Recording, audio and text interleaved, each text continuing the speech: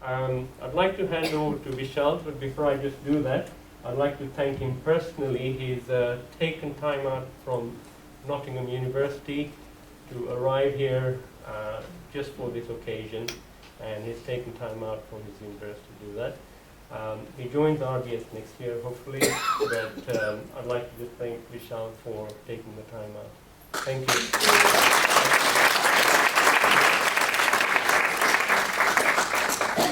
Good evening, ladies and gentlemen. I've been told that we have not much time left, so I'll try and keep this short. I just have a message from someone that's probably the youngest in this room that I would like you guys to pass on to your younger generations. I feel that when you leave home to go to university, that's your first step into adulthood. That's your first step into, oh, I can make my own decisions, I can do what I want, I can go to bed when I want, I can believe in what I want, I can do what I want. And I kind of feel that over the past, I'm in my final year, I feel over the past 3 years, they've been the most formative years of my life because I've taken decisions to follow a path that I want. When you join university, there are loads of paths. I mean, some could lead to good, some could lead to bad. There's so many vices and distractions at university. Drinks, drugs, partying. It's crazy, and I'm sure most of you have experienced that. I mean, you turn up to university and you might be living next to a Muslim guy. You might be living next to a Buddhist. You might be living with someone Chinese. So everybody has their own cultures. They've all come from different backgrounds. But when they come to university, it's just a massive clash of culture. And if you haven't built up an identity, if you don't know who you are, you can easily be laid astray. And you could forget your roots, you could forget where you've come from. And I've experienced that firsthand. I've had some friends that their whole life, their parents being like, Saturday, go to the mandir, go to the Hanuman Jalisa, go do this, go do that. And then when they come to uni, they just feel, oh, there's no one telling me to do anything. So you know what, I'm going to do what I want. And I've actually seen people lose control. They've gone into bad habits, they've gone into things that they shouldn't be doing. So I've been part of the Hindu Society for the 3 years that I've been at Nottingham.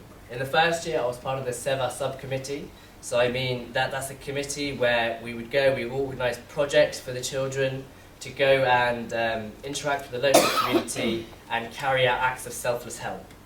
On the second year, I was actually part of the main Hindu Soc committee, and this year, my final year, I'm actually part of the advisory panel. Over the 3 years of meeting students, I mean, you've got first years, second years, third years, I've met people, oh, it's not cool to be part of the Hindu Society. It's not cool to go to Darti. I don't want to go to the mandir. I want to go out clubbing and drinking. I mean, I'm not saying there's anything wrong with that, and I'm not saying I don't do that myself. I'm not a saint.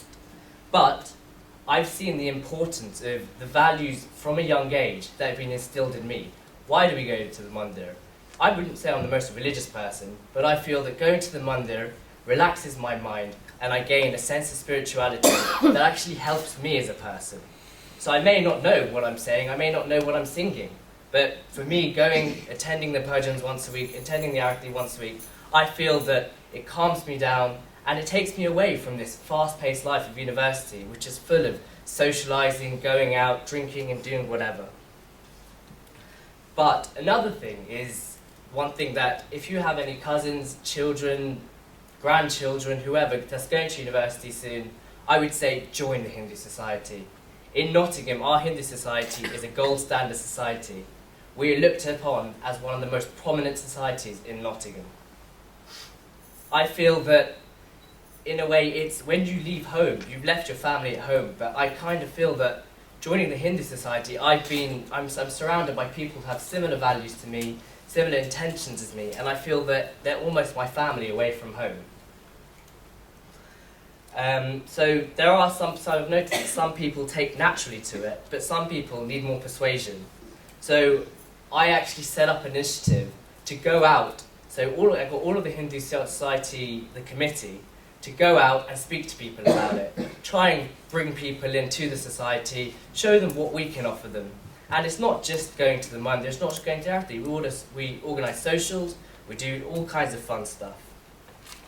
For example, yesterday we had our annual Diwali ball, and it was quite sad to see, well, it was good to see that we got 350 people to attend, but it's quite sad to see that at every event we start off by doing the arati. And I was just looking around during the arati, and out of 350 people, I would say 200 of them were looking at the other boys and girls, seeing who's good looking, who's not good looking. Half of them were texting under the table, and I could count on probably less than one hand how many people were actually there, eyes closed, hands together, singing along and following the arati. And it's sad. It's sad to see this. But you know what? I mean, we're living in such a fast-paced, moving world where values, cultures, traditions can easily be forgotten. I mean, I'm young and probably not as experienced as half of you, well, all of you probably, and I've seen that growing up with these values and traditions is important, and they are very important to me. So I try and pass that on to who I can. So ladies and gentlemen, pass it on to children, grandchildren, brothers, sisters, whoever. Just let them know that there's more to there than life, and let them know the importance of carrying on these traditions. Thank you for listening to me.